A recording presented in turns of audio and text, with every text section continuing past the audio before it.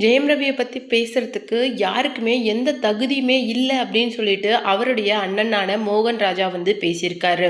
ஜெயம் ரவியை பற்றி இதுக்கு மேலே பேசுனீங்க அப்படின்னா அது சரியாக இருக்காது அப்படிங்கிற மாதிரியும் வார்ன் பண்ணியிருக்கிறாரு. அது மட்டும் கிடையாது, இந்த அளவுக்கு ஒரு மனுஷன் வெளிப்படையாக வந்து அழுந்து எமோஷ்னலாக வெடிச்சு போய் பேசுகிறான் அப்படின்னா அவனுக்குள்ள எவ்வளவு வலிகள் சோகங்கள் இருந்திருக்கும் அப்படிங்கிறத நீங்களும் மனுஷங்க தானே, ஏன் உங்களால் அதை புரிஞ்சிக்க முடியல அப்படின்னு சொல்லிட்டு அவருடைய அண்ணனான மோகன் ராஜா அவருக்கு சப்போர்ட் பண்ணி பேசியிருக்காரு. அது மட்டும் கிடையாது, இது நாள் வரைக்குமே இப்படி ஒரு விஷயம் நடந்ததை பற்றி அவன் வந்து வெளியிலையோ இல்லை ஃப்ரெண்ட்ஸ் கிட்டேயோ ஃபேமிலி கிட்டேயோ டிஸ்கஸ் பண்ணதில்லை. எந்த அளவுக்கு அவனுடைய அந்த திருமண வாழ்க்கையை 14 வருஷம் கட்டுக்கோப்பாக நடத்தியிருக்கான் அப்படிங்கிறத இதுலேருந்தே நீங்கள் புரிஞ்சுக்கோங்க.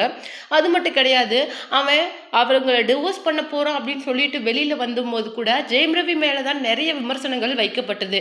இப்படி ஒரு மனைவியை விட்டுட்டு உங்களுக்கு இந்த மாதிரி ஒரு பெண்ணு கூட சுத்துறது நல்லா இருக்கா, இது வந்து குடும்பத்துக்கு அழகா அப்படிங்கிற மாதிரி நிறைய பிரச்சனைகள் விமர்சனங்கள் வந்து ஆர்த்தி மேலே இல்லாமல் இன்னைக்கு ஜெயம் ரவி மேலே வைக்கப்பட்டது. ஆனால் ஒரு தடவை கூட இதுக்கு வந்து ஆர்த்தி காரணம் இல்லை, என்னுடைய திருமண வாழ்க்கையில் இவ்வளோ கஷ்டங்கள் இருந்தது அப்படின்னு சொல்லிட்டு ஒருபோதும் அவன் பேசுறது கிடையாது. ஆனால் இன்னைக்கு அவனே வெடிச்சு பேசியிருக்கான் அப்படின்னா எந்த அளவுக்கு வலிகளையும் சுமைகளையும் நீங்கள் அவங்களுக்கு கொடுத்துருப்பீங்க அப்படிங்கிறத கொஞ்சம் புரிஞ்சுக்கோங்க அப்படின்னு சொல்லிட்டு அவருடைய அண்ணனான மோகன் ராஜா பேசியிருக்காரு.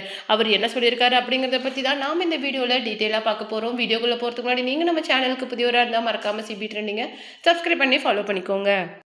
ஜெயம் ரவியோட ஆரம்ப காலத்திலேருந்தே அவருடைய அண்ணன் மற்றும் டிரெக்டரான மோகன் ராஜா அவருக்கு கூட இருந்திருக்காரு.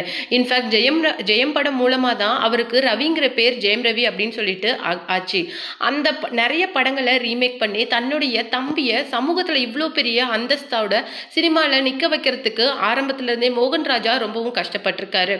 அதுக்கு மட்டும் கிடையாது, அவரை எப்படி கூப்பிடுவாங்க இண்டஸ்ட்ரியில் அப்படின்னு சொல்லிட்டு பார்த்தீங்கன்னா ரீமேக் ராஜா அப்படிங்கிற மாதிரி தான் கூப்பிடுவாங்க. ஆனால் அந்த மொத்தத்தையுமே உடச்சி தள்ளுற மாதிரி தனி ஒருவன் அப்படிங்கிற ஒரு சக்ஸஸ்ஃபுல்லான படத்தை எடுத்து ரீமேக் ராஜா அப்படிங்கிற பெயரையே மாட்டினவர் தான் மோகன் ராஜா. அவருடைய அண்ணன் வந்து எல்லா விஷயங்கள்லையும் அவருக்கு பக்கபலமாக இருந்திருக்காரு. அது மட்டும் கிடையாது, இப்போ சமீப காலமாக அவருடைய மனைவியோட ப்ரொடக்ஷனில் வர படங்களில் மட்டும்தான் நடிச்சுக்கிட்டு வராரு. அது மட்டும் இல்லாமல் தொடர்ந்து அவங்களே படம் முடியறதுக்குள்ளேயே அடுத்த படம் அப்படின்னு சொல்லிட்டு புக் பண்ணதுனால அவரால் வெளியில் படங்கள் பண்ண முடியல, சுதந்திரமான முடிவையும் எடுக்க முடியல.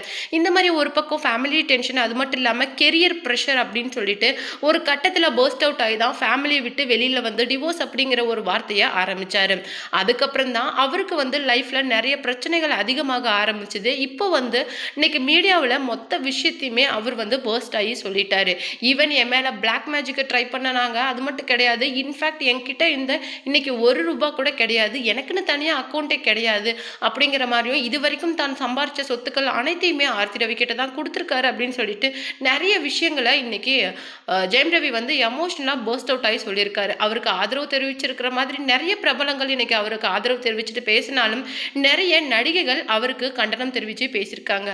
ஆர்த்தி மாதிரி ஒரு மனைவியை இருக்கும்போது நீங்கள் இன்னொரு பெண் கூட சுத்துறது நாகரிகமாக இருக்கா, அப்படி இருக்கிற நீங்கள் எப்படி பெண்களை பற்றி தவறாக பேச முடியும் அப்படிங்கிற மாதிரி நிறைய விஷயங்களை அவர் மேலே குற்றச்சாட்டாக வச்சிட்டு இருக்காங்க. அதில் முக்கியமாக நடிகை த்ரிஷா, நயன்தாரா போன்ற நடிகைகள் இருக்காங்க. இன்ஃபேக்ட் வந்து நயன்தாரா அவர் கூட நிறைய படம் பண்ணியிருந்தாலும் அவங்க மேலே இன்னைக்கு இப்படி ஒரு குற்றச்சாட்டை வச்சிருக்கிறது எல்லாருக்குமே மிகவும் ஒரு பேரதிர்ச்சியாக இருக்குது.